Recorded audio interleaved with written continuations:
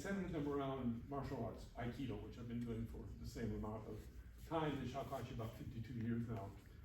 Because a lot of the principles are overlapping between martial arts and Shakuhachi. In other words, how do you use your body? How do you create a body that actually becomes, in martial arts, the weapon?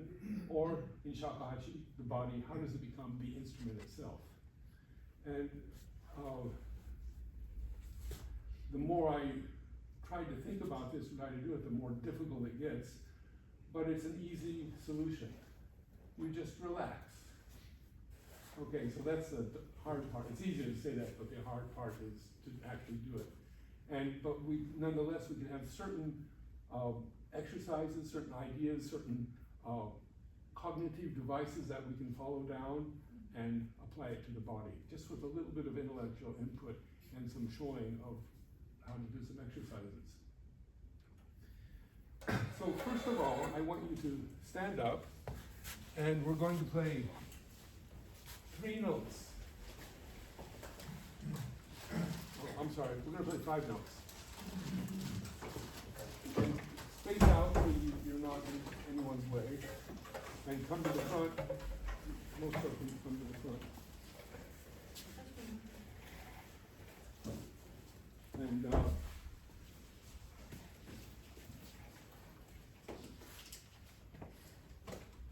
okay, come a little bit in so you're not crowded. Okay, these 5 notes are su, re, u, ri, ri. Does everyone know how to play those? No, Okay. what is ooh? I've only been playing since January. I know what is ooh is a big question, apparently. Okay, I'll show you as soon as we get this thing out. So this is like when you go into the doctor's office, they take a test to see how you are. And then they look at the results and they recommend many things to do. And then you take the test at the end of the period, or end of the doctor's visit, and then suddenly you're cured, or on the way anyway. That's what we're gonna try to do. Okay? Are you joining us? Okay, okay. So be sure you have enough room around where you're standing, and su, re, u is just 1 and 2, 3 and 4 down, and hold number 3 open. Hold number 3. Wait, what is 3? 1, 2. So 3 is that. Yeah, yeah. Okay. Okay. And everything else is down? Everything is closed. Yeah, okay. Okay. And don't worry if you get a sound, just try it. Okay. Okay, now, when we do this, I want you to be aware of not the sound so much, but of what's happening in your body. Make it, these things they stick in your car these days to a computer analyze what's wrong with your car. Pretend it's that. I want you to go through every part of your body as you can think of and say, well, am I sore in my shoulders? Am I sore in my wrist? I'm putting too much tension in my throat. How do my knees feel? How do my legs feel? And just sort of go around your body and listen to it, okay? So we're gonna do these very, very slowly, and we can do it twice actually, but just follow my lead, okay? Su.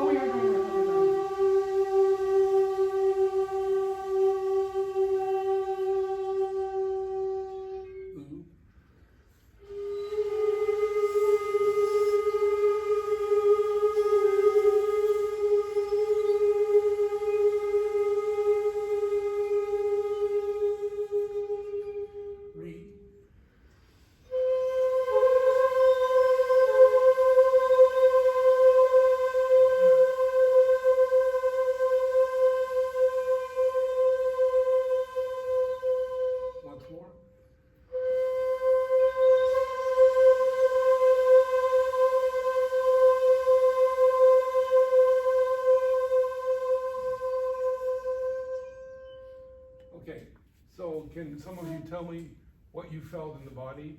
Places that you felt very tense? Anybody? Sure. Shoulders. Shoulders? Hands. Okay, and how many felt tension in the neck? Okay. Back of the neck. Back of the neck. And how many felt tension in the mouth, in the jaw? In the jaw, yeah. In the jaw, okay.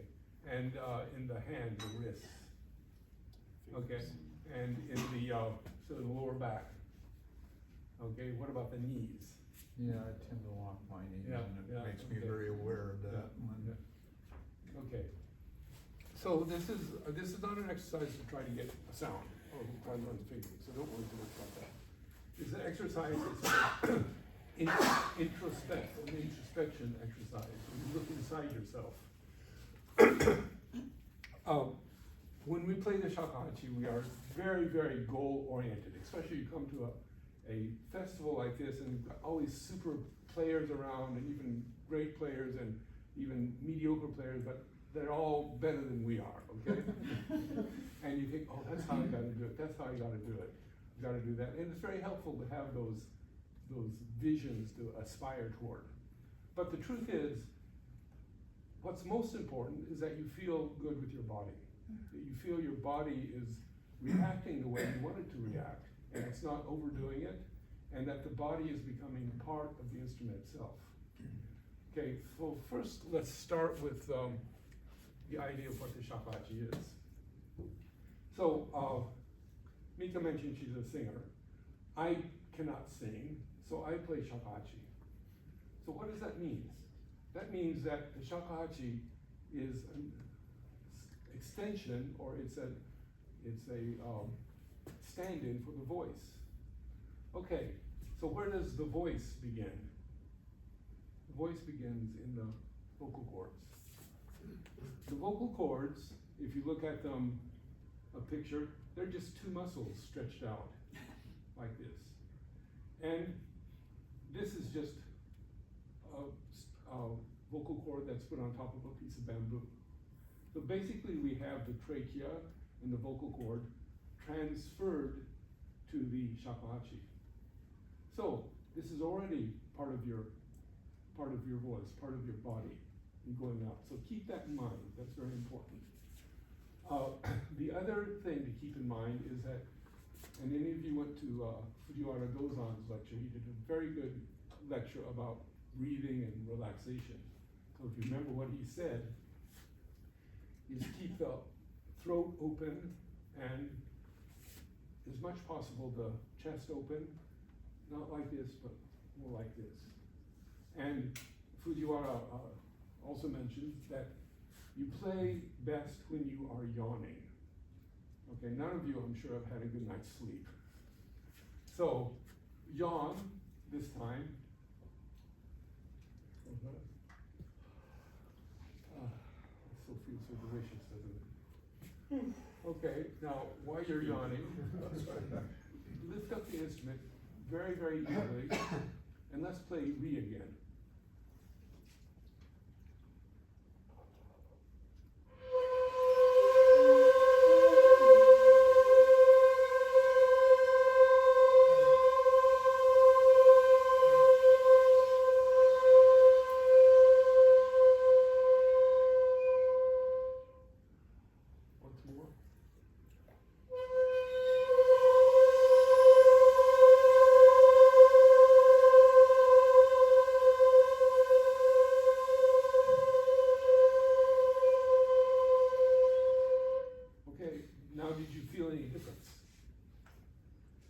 Sometimes when we are playing, we let our jaws get very tight.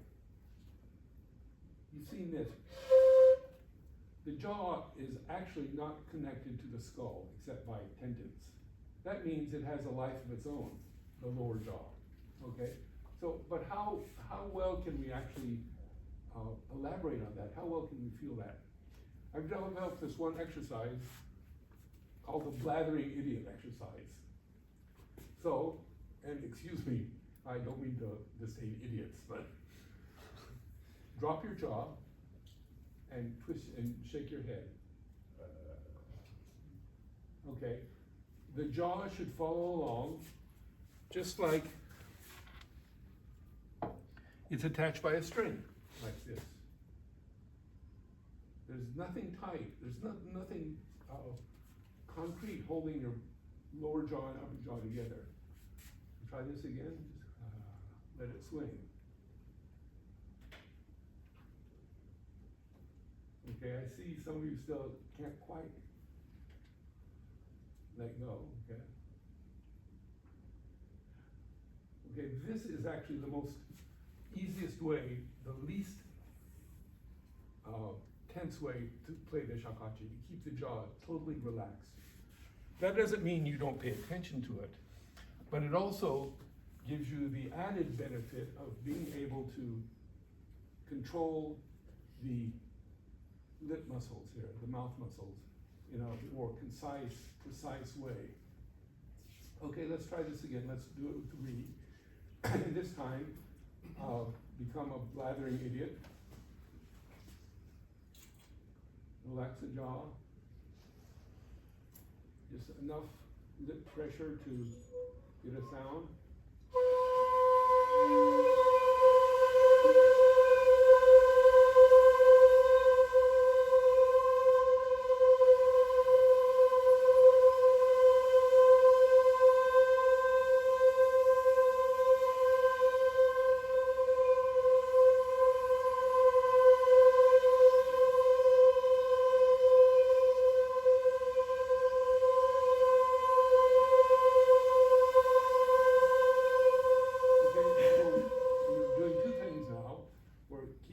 Throat open as if it were a yawn, and we're keeping the jaw totally relaxed as if it was swinging on the upper jaw. One more thing, when we breathe, let's breathe through our nose, because after all, that's what it's made for. When we play shakuhachi, sometimes we have to take quick breaths, which are necessarily through the mouth, but if at all possible, you should always breathe through the nose if it's a slow enough passage. Okay, so let's take a deep breath through the nose. Relax the jaw, open the throat.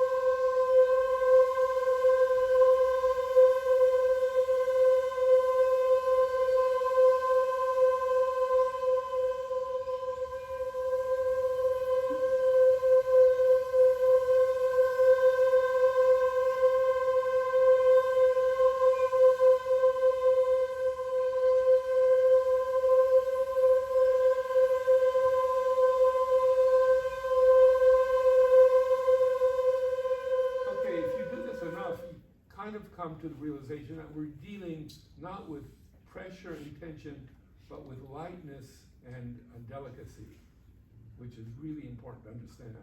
The shakuhachi has to be performed delicately and with a lightness. That doesn't mean you cannot get good, strong sounds. You can do that too. But it means that the default is always toward lightness, relaxation, and delicacy. Okay. So one more little exercise to help with this is this time, remember all the things we're doing, add one more, and this is to bring the utaguchi, the mouthpiece here, just a little bit away from your lips. And if you feel the sound beginning to weaken, let your lips just kind of follow. Not your head, you don't want to do this, but let your lips follow, like this. See how far you can go and still make a sound.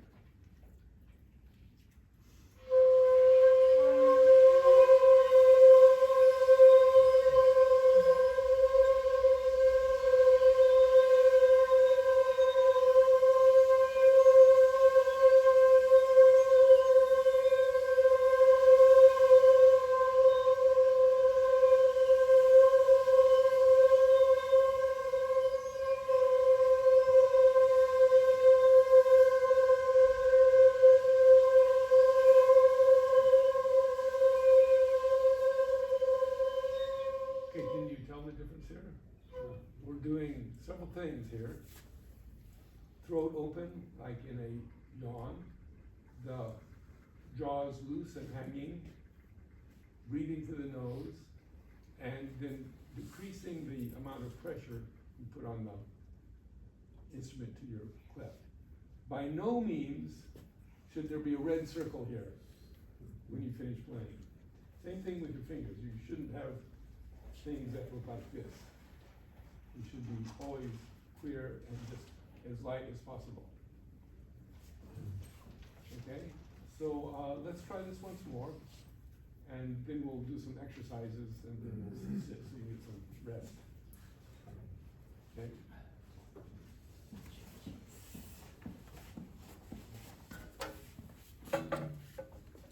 So, yeah, become a blathering idiot. It's kind of easy for me, but okay. Take a yawn. Breathe through the nose and let the lips pull the instrument out just incrementally from your lips. As far as you can go, as long as it makes a sound.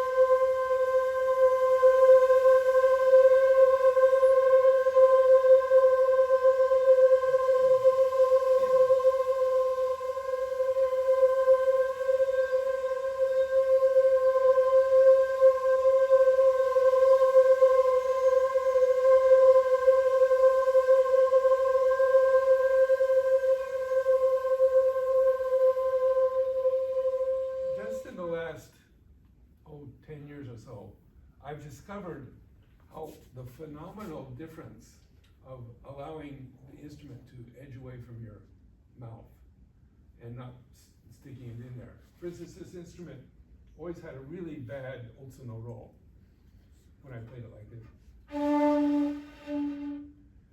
And the more it doesn't respond to me, the more I get tense. But then I learned, I'm just kind of recently in my Shakuhachi experience, that I don't want to do that.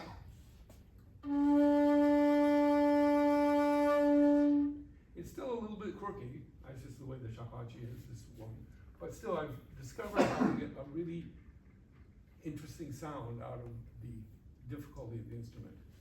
This instrument, I mean, the man who made these instruments, our teacher's father, they're known for being very, very quirky, either really great instruments or just terrible ones. This has got one or two terrible spots, but otherwise it's a good instrument. So you need to learn how to work across these, just like you need to learn how to live with a bad hip or bad knees or whatever. You do this with the best of your ability, which always goes in a creative direction. Okay.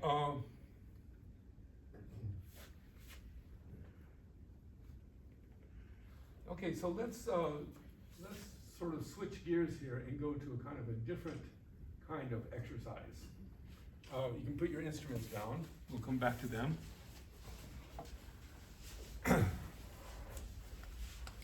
So in a way to learn how to relax,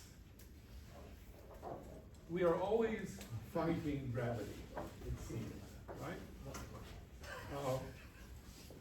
But you can also use gravity as a tool to help you relax. And a good way to do this is to sort of go up about this far on your heels, just barely your heels are off the ground, and let yourself drop. And when you let yourself drop, you relax your knees. That's very important, to relax your knees.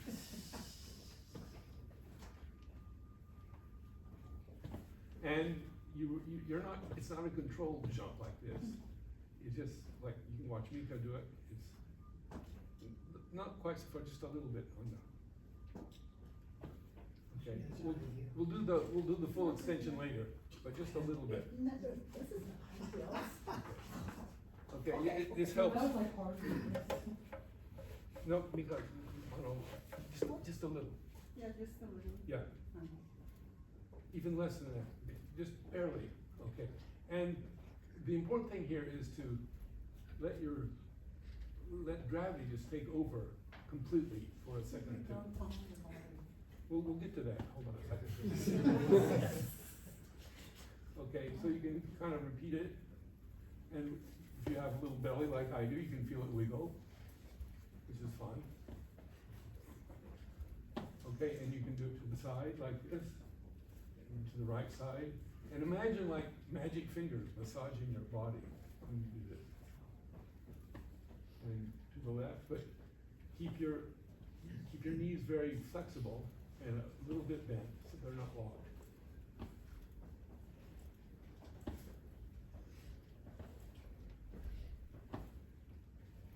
And also let your jaw drop.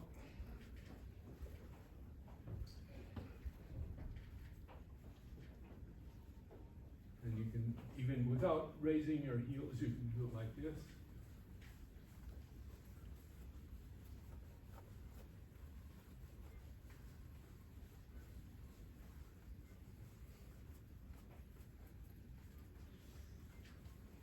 Okay, and once you get familiar and feel comfortable with that, and the idea is you have to keep enough tension in your body from falling over. You don't want to fall over, obviously. But not enough to keep you from not relaxing.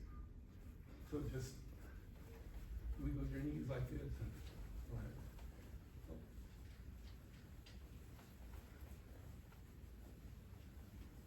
Okay, and then the next one is what she started off with. You go up further as far as you can and let yourself drop.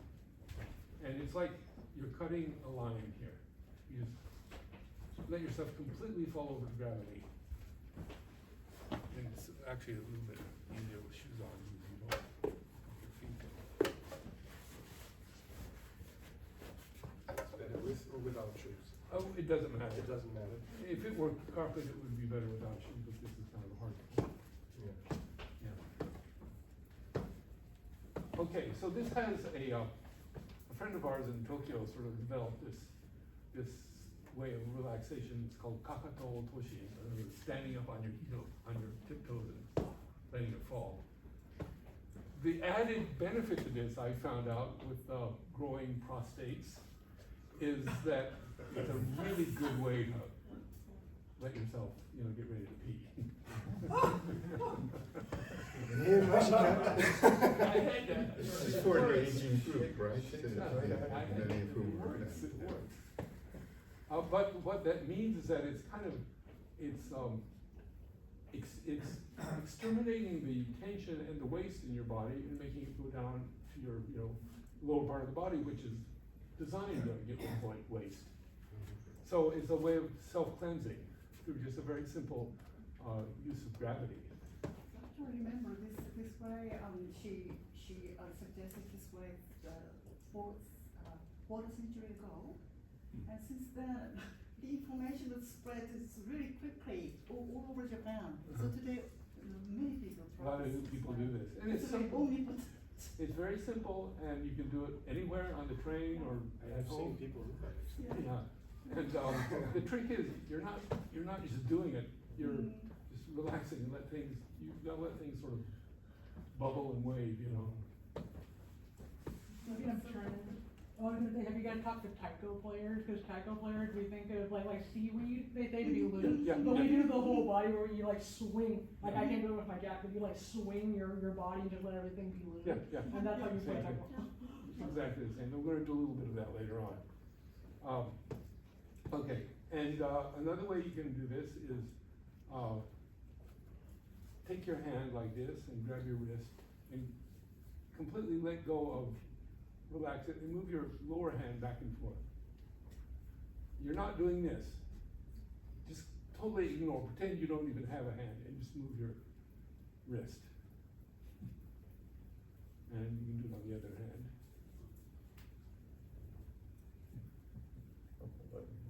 Okay, another sort of fun thing to do is you take your partner's hand, okay, relax yourself, and you let go. Okay, try again.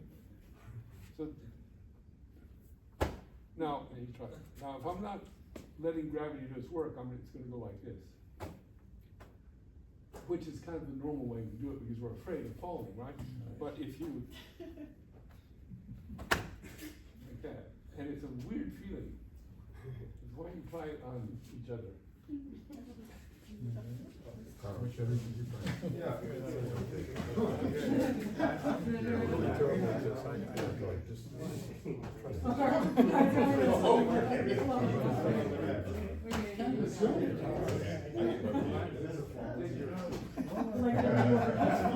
That was really hard, because a lot of us were like, yeah. A little higher. No, you're all, I can feel it. I'll take my Feel some rhythm. Yeah, I played it I played around with you, like, I started with golf.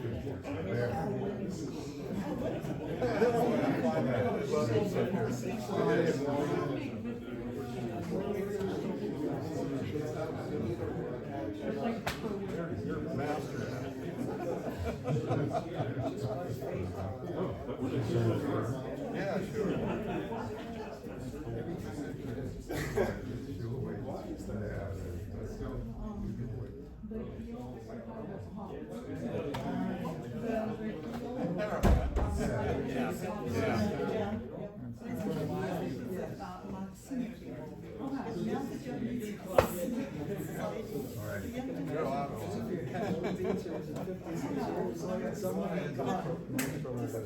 Nobody Is knows. letting go of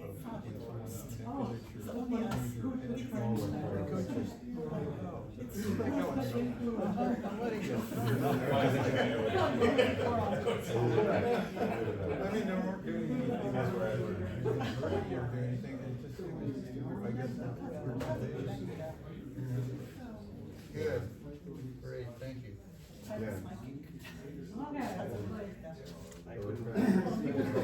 It's a weird thing. Relax.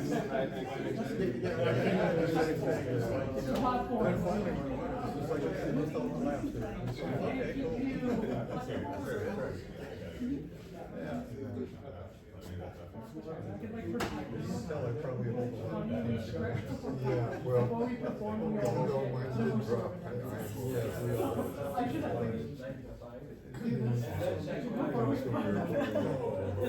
notes here, I'm like, trying to form you know, I still want to tell them that I wanted to relax.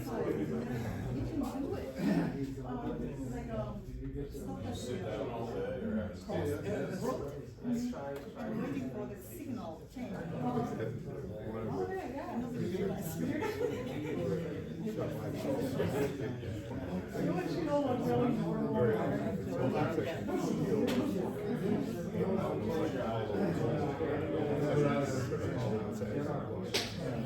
But, yeah.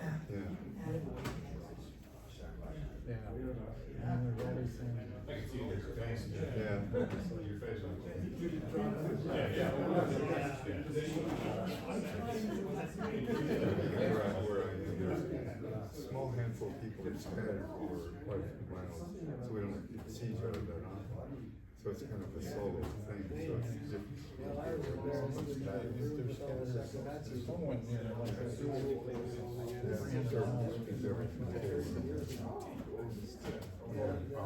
feel yours.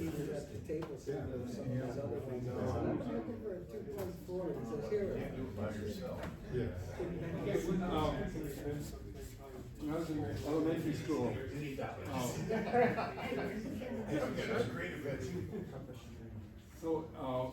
one of the things our gym teacher did was they hold out your arm like this and pretend there's a rock in it, and everybody's all laughing. There's no rock in it.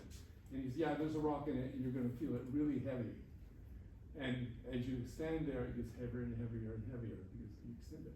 The thing is, that's kind of becomes our default in how we hold our body. We have so much tension in the body all the time that we forget that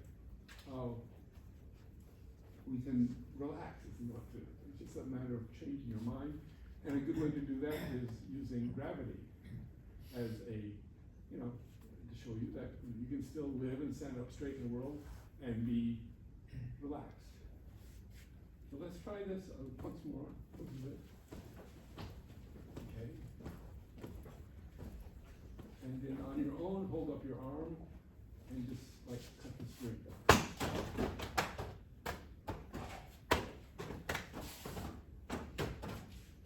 And you're still controlling it like this. Okay. Another exercise, this might be a little bit difficult to do here because of you, is to swing your hips like this and let your arms. There's a Japanese drum that you swing back and forth. And,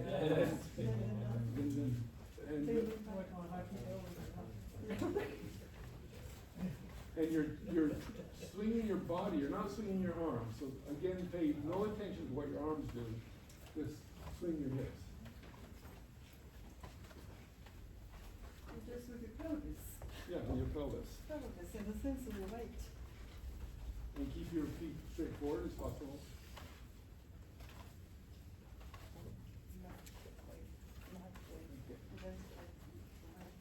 Okay, It's tough. this is hard. It's hard to relax. I know. You're doing that one, But kind of flailing there.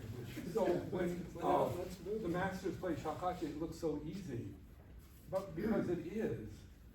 But the reason we don't get there all that fast, all that quickly, is because we make it hard on ourselves on purpose.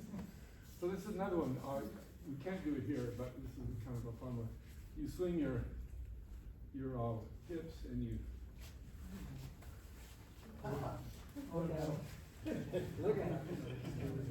And I'm not moving my arm at all. And if you do it right, If it helps, taiko players say that your arms start here on your hip, so yeah, swing your exactly. arm with your Yeah. hip.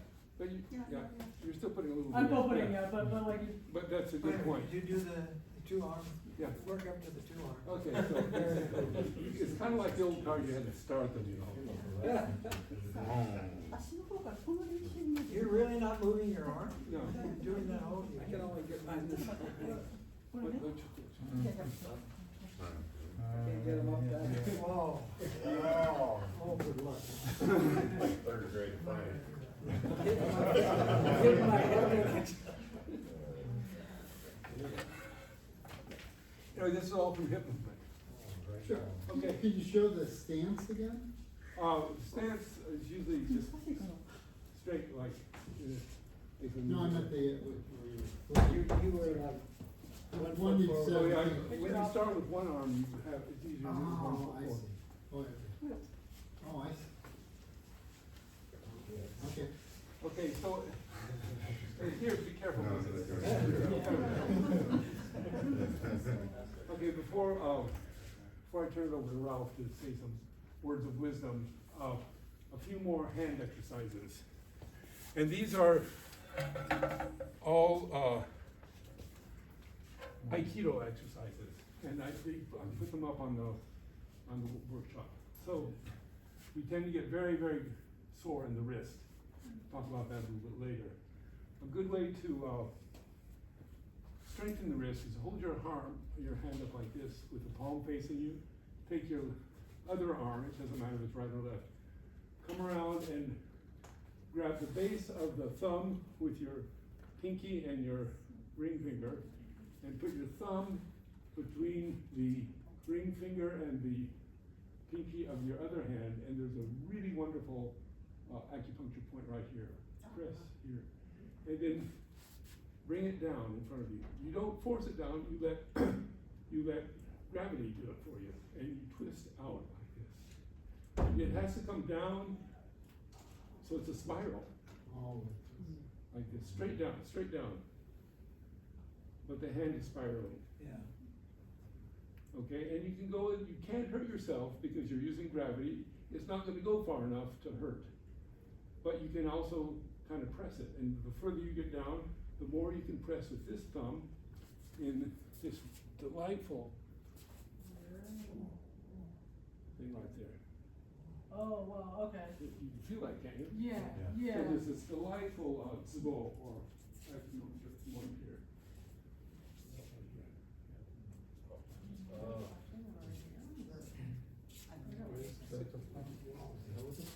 I think so, I couldn't see it. It's right here, I couldn't see it. Yep, yep. So if it's between, You put quite a little some bit- pressure on it, right? Yeah, It's put like- pressure on it, really, it feels great. Okay, and so the thing is, you bring it down with gravity, you're not forcing it, just go as far as you can. And your thumb should be pointing out here.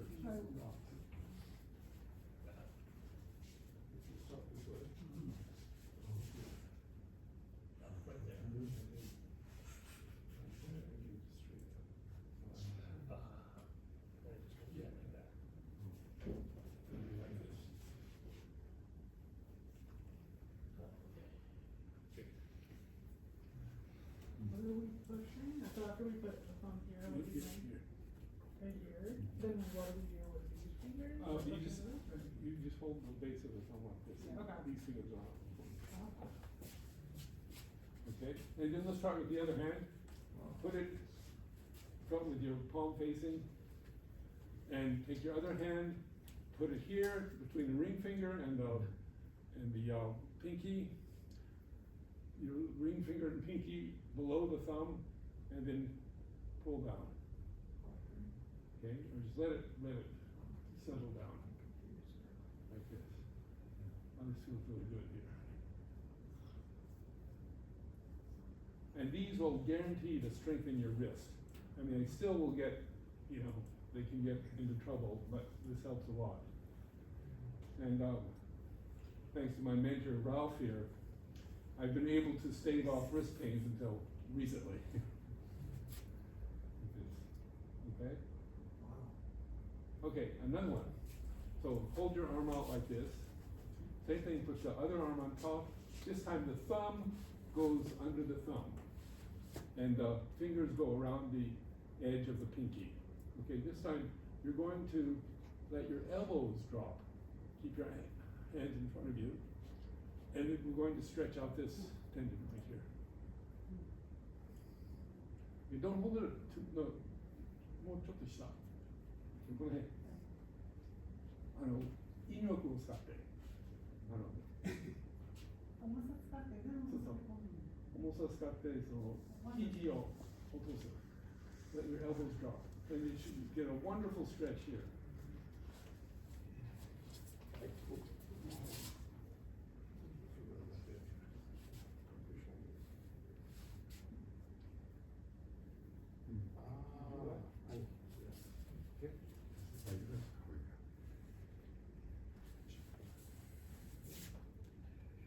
You feel that? Yeah. Again, you can go to as far as you can go. I mean, you're not going to injure yourself like this.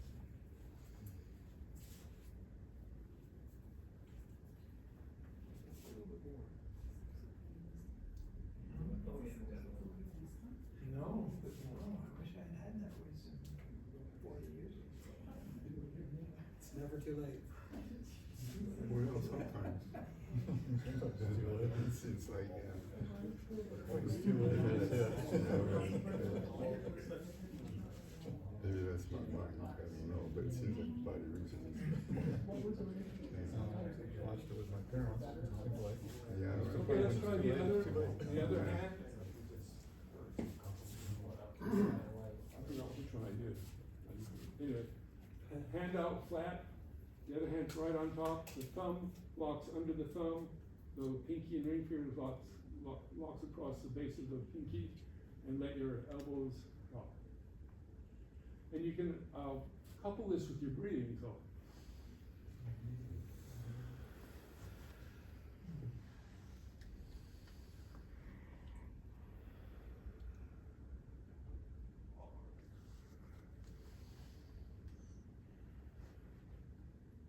Okay, one more quick one is hold your hand out like this, straight.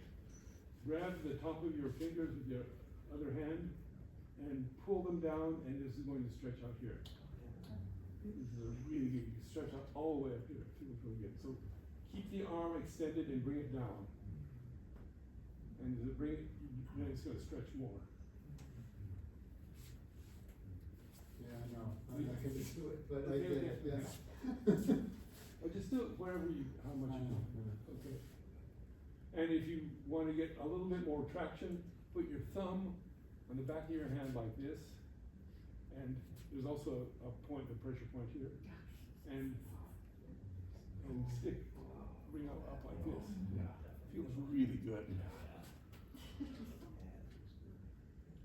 Okay, and then the other hand, straight out, hand on top, so you're basically just bringing it down like this.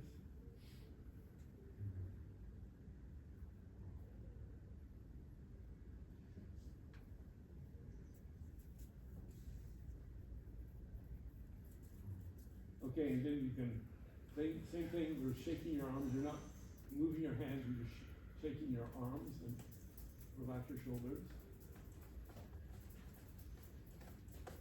Okay, now, Ralph agreed very kindly to talk about his wrist problems and how we might be able to help them. Well, you just did.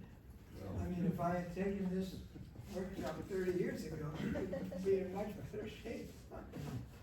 Okay, I'll tell you my story. I was leading a double life where on the day I worked in a kind of an office setting where and beginning in the early 90s, everything switched to computer. So actually, computer was really main culprit. You know, when you're at the computer, like when you're at a typewriter, you press down. The typewriter has a little spring that pushes your finger up. But on the computer, you have to lift your finger up yourself. That's one big difference. And the other is, in the old typewriter days, stop. Yep. Stop. Okay? Computer, you're just doing this all the time. So I was leading this life where all day long I was doing this, and then I go home and all night long I was doing this. This all day, this during the day, this during the night. My hands started to hurt, especially my left hand, wrist, forearm, the whole business, and I just kept going. So here's lesson number one. When you have pain, take a break. I didn't take a break. And I discovered that I was addicted to Shakuhachi practice. It was an addiction. And, musicians are like that. We're addicted to practice. And finally, the last time I played was at the Boulder Festival in 1998. And somehow I got through it, and after that I just couldn't play it anymore. I couldn't even hold the darn thing. And I couldn't play the Shakuhachi for like 4 years. And that's where I realized this addiction thing, because my whole body was out of whack, my mind was out of whack. That thing that I did all the time, I couldn't do it. It was like a drug addict not getting the drug. So when you have a pain, please let go. The other thing is the practice business. You know, great musicians are like athletes. The athletes just don't go out into the field and play the game. They have a warm-up. And these kind of things that we were just learning here today are a great warm-up. During the 4 years that I couldn't play Shakuhachi, every time I went to a concert, I watched what Christopher was talking about, the relationship of the musician's body to their instrument. And some musicians, it's just one. Even the pianist, like, who's that great Japanese pianist, Michiko, Uchida. yeah, Michiko Uchida.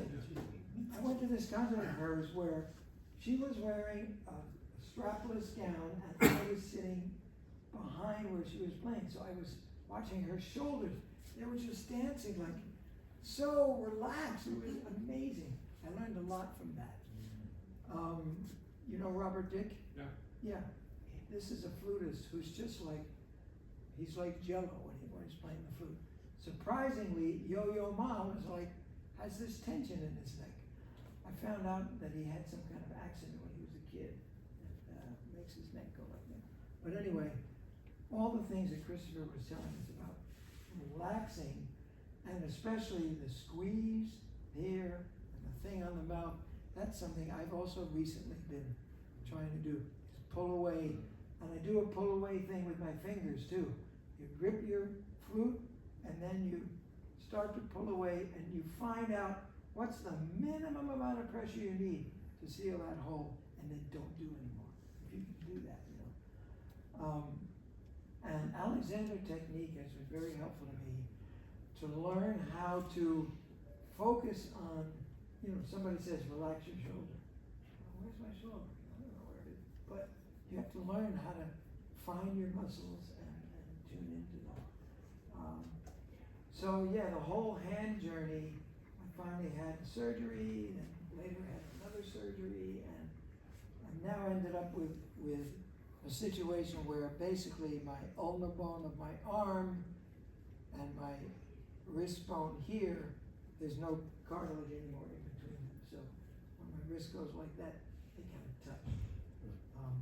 And I could have a surgery for that, but I decided that at this stage in life, I'm not going to do it. Who knows what's going to happen after that?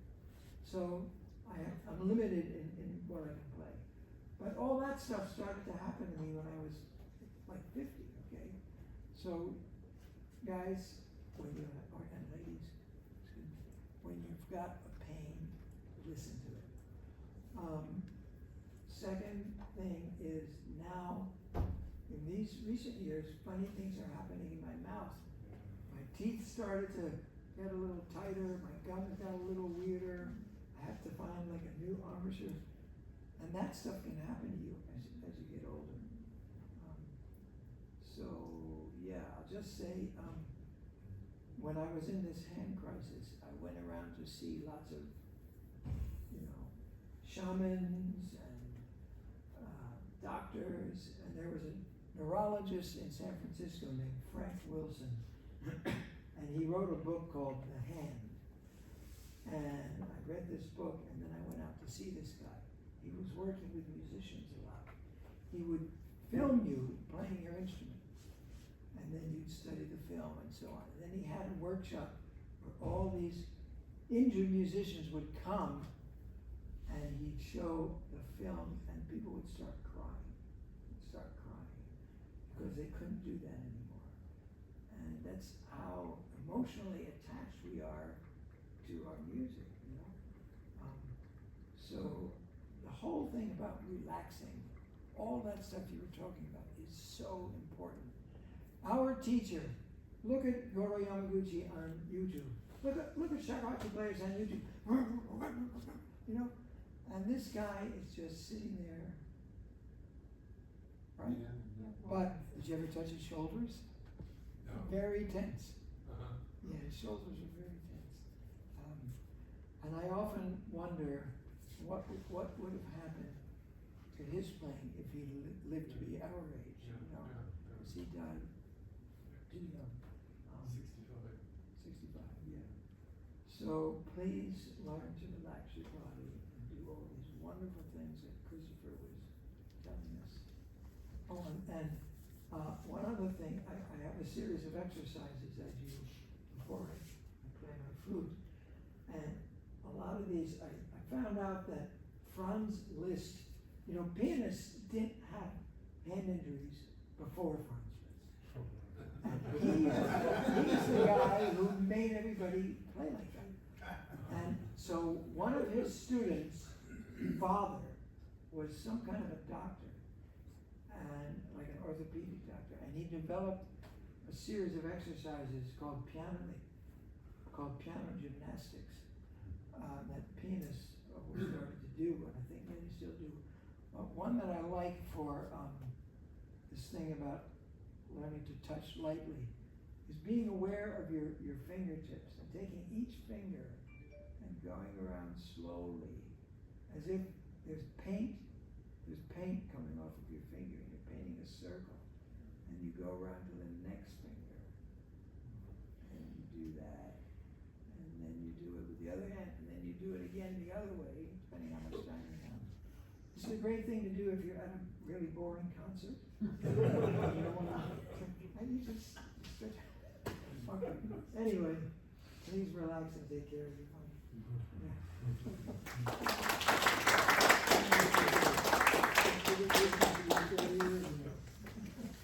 Thank you, Ralph. That's wonderful.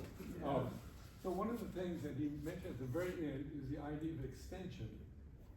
Okay, now this is really important in Aikido. It's also very important in Shakuhachi. So a good thing we do in Aikido is you ask a beginner, well, which looks more dangerous, this or this? And they say, oh, this looks much more dangerous. Well, that's not the case. Can I borrow you a second? Sure. No. Mario. Okay, so, put a fist and put it on my shoulder like this. Okay. And resist as hard as you can. Okay. Okay, now, as you know, relax Mhm. and extend your arm like this. Okay. Okay, do that. Same each one. It's strong. But if you just do this and you pretend nothing is happening, it hurts, but it doesn't, it doesn't make me move Off the pressure point. Yeah, he's just destroying himself. Okay, well, this one, that helps to have them up like this, or straight. Oh, So, like this, whole idea of instead of- karate, which means empty hand, Yeah. is empty hand, what do you think? Okay, so this works in Aikido. When you do Aikido moves, you do large open moves, you know, it's kind of like a dance. Okay, now how can we do this in Shakuhachi? So I've been thinking about this a lot. And you can't play Shakuhachi like this. But you can take the idea and play it like this. So first, you get your Shakuhachi and hold it like this. This is very much like you'd hold a sword, right? Actually done this way, but, okay? And the sword idea of the sword is that it's an extension of your arms. So, like the Shakuhachi is an extension of your throat, the sword is an extension of your arms as a weapon, okay? So, if you hold it like this, just finger roll, okay? And sit up straight, you either stand up or sit up straight in your chair, it doesn't matter. Okay, and keep it extended, and just barely bend your arms and bring it up to the mouth. Okay, we don't want to be like this or like this. You want the shoulders down, and with very little effort, you bring this up to your mouth.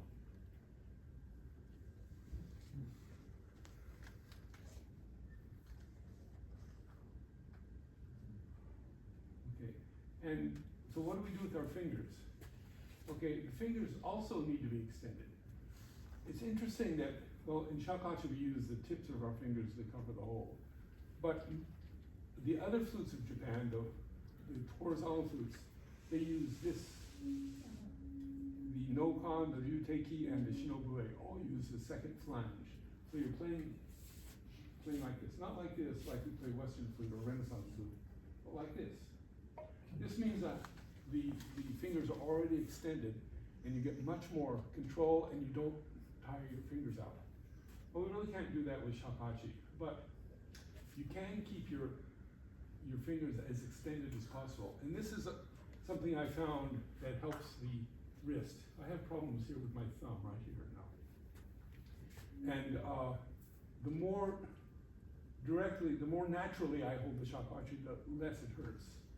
So this means not holding it like this, not holding like this, just, I have this big callus here from this actually. So just holding it, extending it, like you're extending the, you know, the instrument. In Aikido, all the moves, the hand moves depend on the thumb, how strong the thumb is. Let me show you again. Can I use you again? Reality check, or am I not supposed to hold the Shakuhachi like this? Cause I told you before not to hold Fue, are we not supposed to put it on the second? No, in Shakuhachi we usually, if that works for you, that's fine. Okay, but if not, we're not. Yeah, we usually do it on the first line. Oh, I was told not to do that. By who? Marco Leonard. Well, Okay. yeah, no, that's fine. If you can do it like that, that's fine. Okay. Okay, so now if you. I was Hey, waiting hey, to cheer. Okay, so I have captured his thumb here. See? I have my finger under his thumb. I mean, my thumb under his, basically, that means I can control exactly what he does. Because I'm pushing the thumb. If I don't have the thumb, he can just bring right out of it and make me the victim. So this is how important the thumb is in Aikido or anything. You can do this in one, you can bring it down in one fell swoop. So the thumb is kind of, thank you. The thumb is like the willpower of the human being. It gets into each finger, kind of gets into astrology. Each finger representative of a different planet, a different force. Then the thumb is definitely the will of the person. And the stronger the thumb is, the more willpower you have. So use this, keep this in mind, that this is a very important digit in our hands, and keep as extended and as relaxed as possible.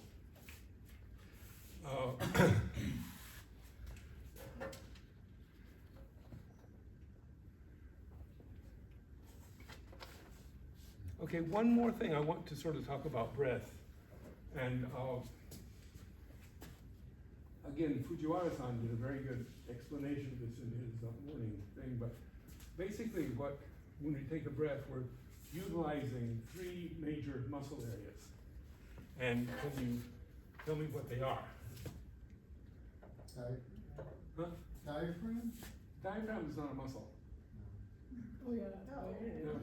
Right. Well, it's a muscle, but it's sort of separate. It's like a wall. Yeah. But the diaphragm separates things. But it's the abdominal muscles that are come into play. So it's like the glutes here, right? And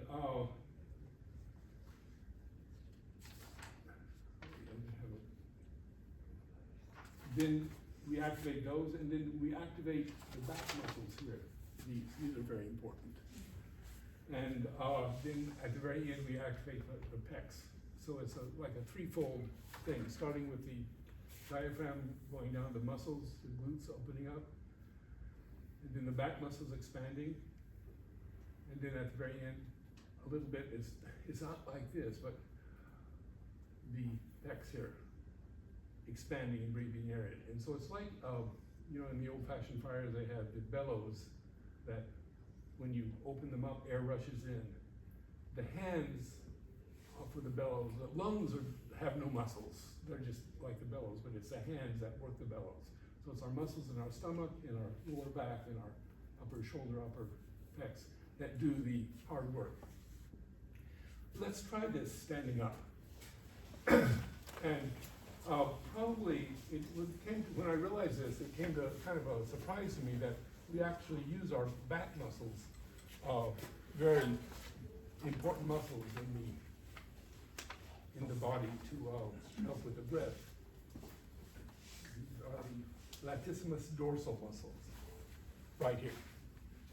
So a good way to feel these is to bend over like this, relax, let your arms dangle, and then take a deep breath, and you can feel the back muscles expanding. Take a deep breath and feel these muscles here. This is here expanding. Let your head go. This feels good, just.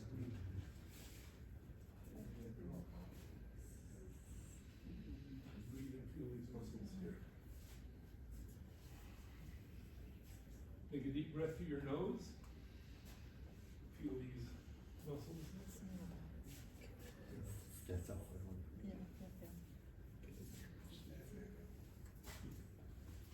Okay, and slowly come back up. Don't come up too fast because you'll get dizzy. So when you're this is we can spend an hour and a half just on this. But when you fall over like this, or you bend down like this, it's kind of like you want to be like this guy. Just kind of let the wires get cut and slowly build back up. Kind of getting old. So when you come up, let your head dangle like seaweed, like the seaweed in the Titan group.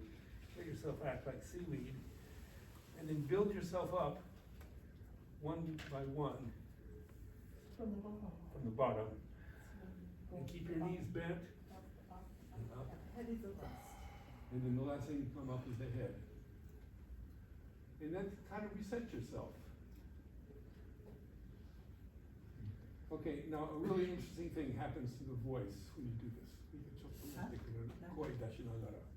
声出しながらこれやるの。はい。So what happens if I'm keeping my vocal cords tense now, but if I were to really relax my vocal cords and my lips, the sound would sound like this. And if you come up, you slowly come up, and slowly the voice comes back to normal.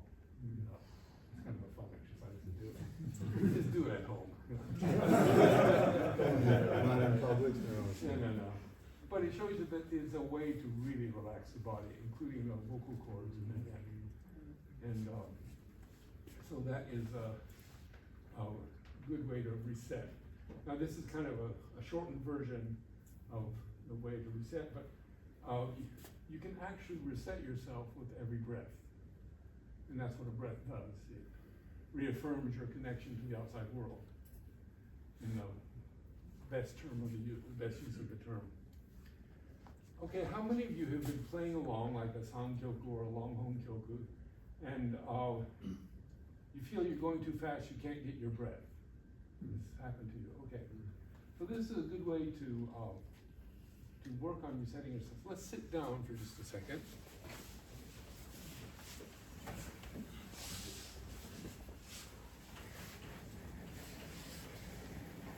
It's kind of awkward sometimes to stand and fall over, and you gotta be careful you don't have to fall, but it's easier to do it on a chair. If you put your instruments down and keep your knees open, and let everything from the waist up just sort of fall over.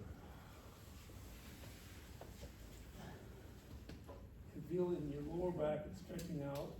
This is gravity stretching it out, it's not your muscles.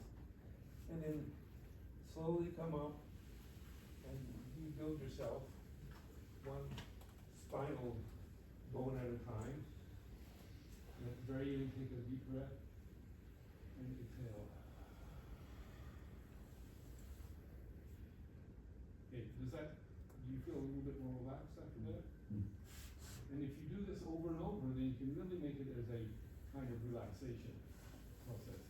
Now, when you're playing Shakuhachi, a home kyoku or san kyoku, you can't just wait like. Okay, now we're in the single kyoku. Okay, no, you can't do that. But you can do it with the breath. Let me show you what I mean. We were talking this morning about the breath as being a device to reset yourself. So, imagine you're playing what we just did, Su-re-u.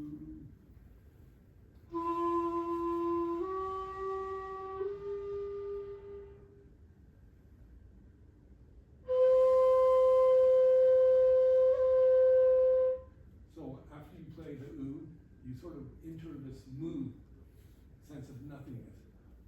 Let everything come out. Any residual breath, you just let it go. Wait a second. This beautiful kind of apogee of the breath. The breath is all gone, and you're about to take another breath. But you take a moment to savor this feeling of nothingness, with the body totally relaxed and totally at peace. Let's try this together.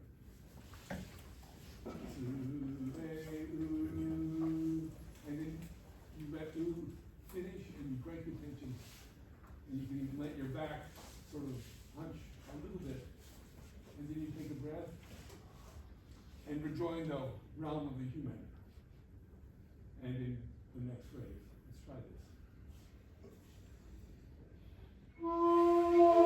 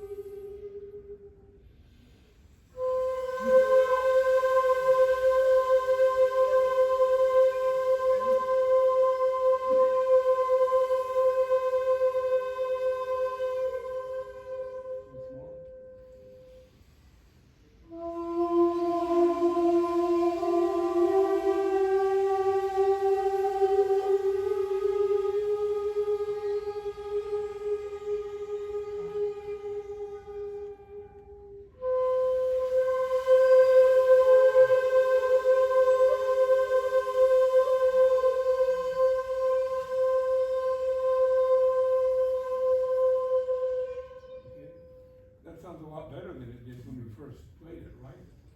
So again, there's several things we're doing here. We're thinking about our body, our breath, our neck, our throat, our jaws, the mouth cavity. The mouth cavity makes a wonderful echo chamber, and you should use it as part of our instrument. And the shoulders, the knees, and then we run out of breath and we take a dip into nothingness, and then take a breath and revive ourselves, and we start off in the next pattern. Let's try that once more and keep as much as aware of these things as possible.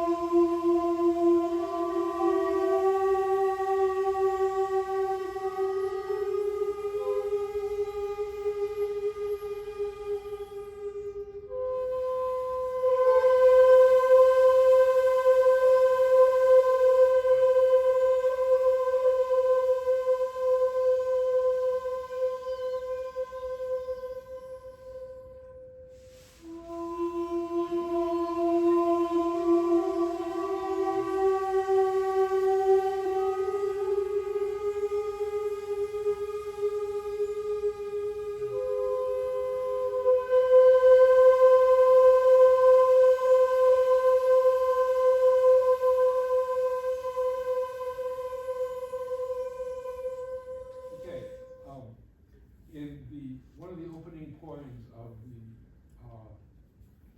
Gitanjali by Rabindranath Tagore is talking about a flute. The image of the flute comes a lot in that book, in the poetry. And I don't remember the exact words, but he says, make my life as simple and pure as a flute. In other words, he's asking the powers above to channel him as a person like a flute, like we channel the flute for sound. So we're just one link in this ladder, or this flute that comes from heaven, or whatever you call it. And it's the idea of opening up the flute as wide as possible to make the least amount of resistance, and the sound is as pure as possible. It's like opening yourself up to the heavens, to the concepts of good and the eternal good of the world. I found that a very inspiring sort of connection to make with the actual flute playing, because you're using your body like an instrument. Okay, we have 10 minutes. Do you have any questions? I mean, we didn't really cover problems of aging, except as Ralph said, we're all facing, well, no, some of us are facing problems. For instance, I can't quite get the length of breath I used to have. Can't hold the phrase out as much as possible, as much as I did before. But these things you just have to deal with, take and accept, and do what you can with them. So do you have any comments or suggestions? Can I throw a question? Do you really have problems once in a while, like quite tired or nerves? My upper lip kind of quivers. You have that? I've seen that, yeah. It almost sounds like a vibrato, but it's not a vibrato. And it's uncontrollable too, yeah. Yeah, and sometimes I just don't know what's going on. So Is it the lips or the jaw? the upper lip. Yes, it's literally Kind of vibrating. quivers. And I've heard of other guys that it got so bad they just quit playing. I've had it happen. Yeah, you said that? I've had it happen, yeah, and I've seen, for me, it was connected psychologically, that I was tensing or getting nervous or reacting to a situation. When I was playing, I would do that. Did you have? I was wondering if you had any thoughts on playing longer flutes. Playing what? Longer flutes. Longer flutes. Yeah, last year I got a 2.7, I enjoyed it, but it's a challenge for the hands.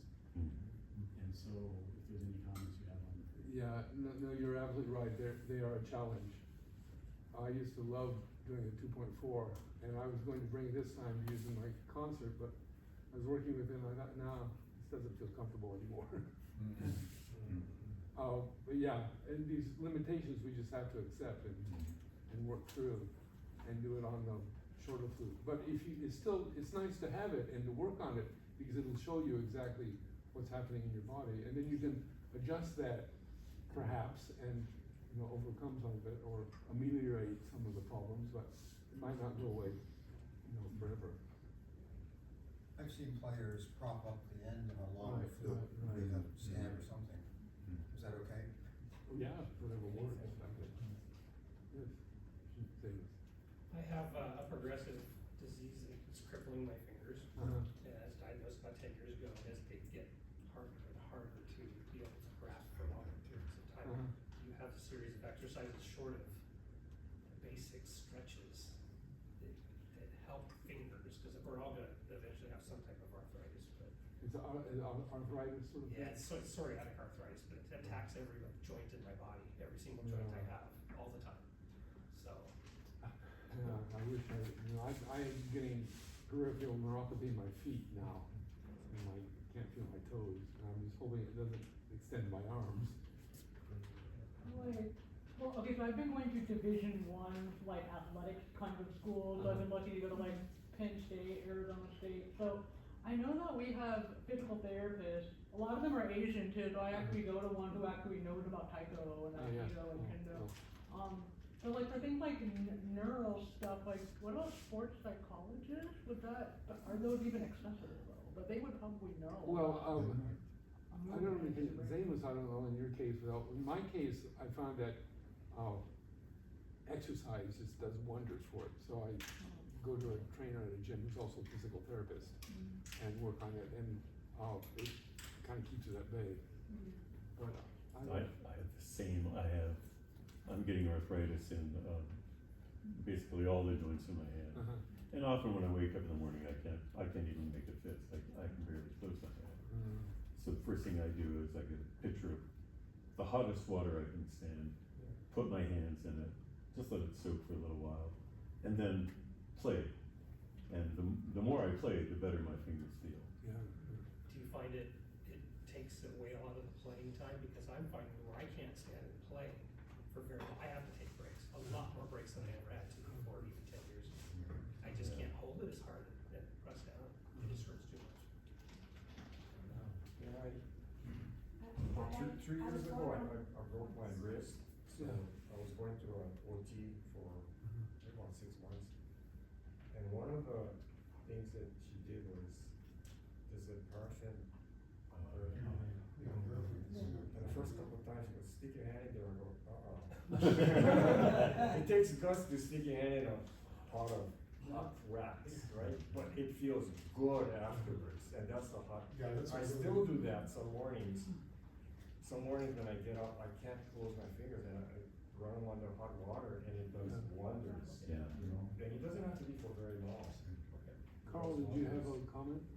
Yeah, I was just gonna, this is completely anecdotal, but I was starting to have arthritis problems too, pretty mild, but I took a Qigong class and they have these tendon stretching things, it seemed to really help quite a bit. Before practicing, I broke a thumb and it never got repaired. I do this 50 times Oh, yeah. with both hands, and it really helps me to play longer. That reminds me of that well, maybe this isn't the US Taekwondo thing, but we just like stretch our hands out. Like you can Yeah. grip your thumb and then keep it out, grip your thumb, keep it out, and just like alternate. And we just do that for like grip strength for Taekwondo. I don't know if that's helpful. Well, any kind of exercise is good, yeah. Yeah. So as a rock climber, I have a little bit different approach on this. One of the things that we do for climbing is use a bucket of sand and work your hands through it. Just spin around, move your fingers around. You kind of build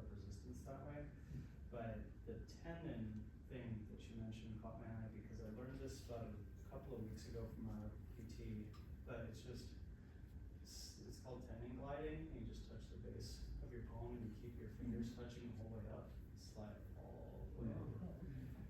But that, I have to do this because I've blown 6 tendons, give or take, so it helps stretch the tendons out before you're gonna use it for anything, but, yeah, just a couple of reps of that, same thing with the thumb, just, it's contact the whole way, it's not really about closing the fist part, it's just about flatlining and sliding it up.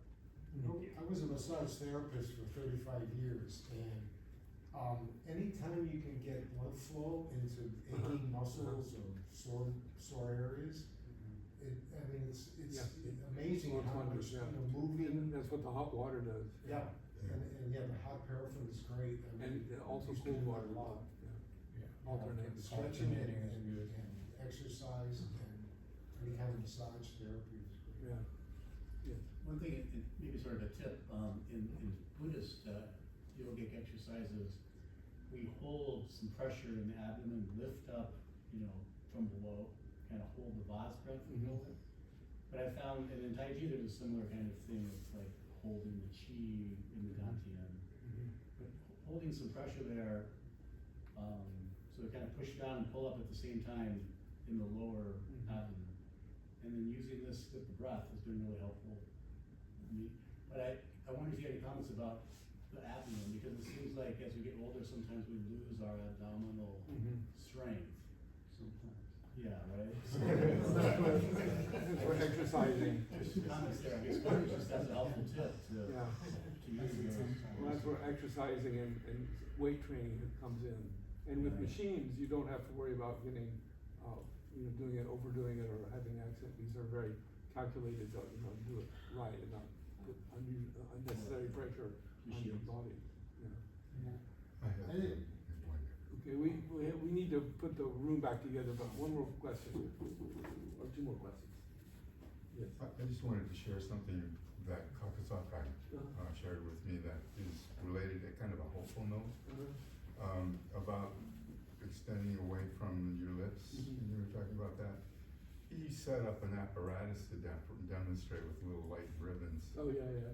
Have you seen that? Yeah. Because that was interesting. He showed that you blow in such a way, you can actually draw air in along, similar to the air flight sort of thing, Yeah. where you lower the Lower pressure. your flight, yeah. And you're actually getting more air going into this, than you're blowing. There's air coming in the sides of your breath, because it's creating a decreased pressure, and more air comes in with that.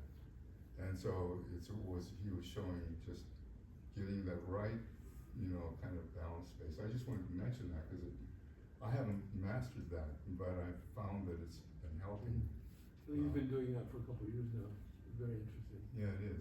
Yeah. Okay. She's been asking, Oh, trying to ask you a question. Thank you. Broomstick or any kind of stick.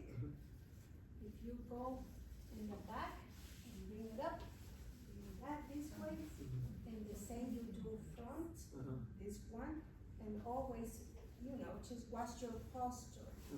That open the lungs, open the vein, the sides, good point. any kind, even a rope. Yeah. It just Shoulder dislocates. help him. So Yeah. I showed him to do Yeah. that, and he's very happy with Yeah. that kind of exercise. So Thank you. That's very good point. Thank you. Okay, we have to put the room back together, so thank you very much for the time. Thank you.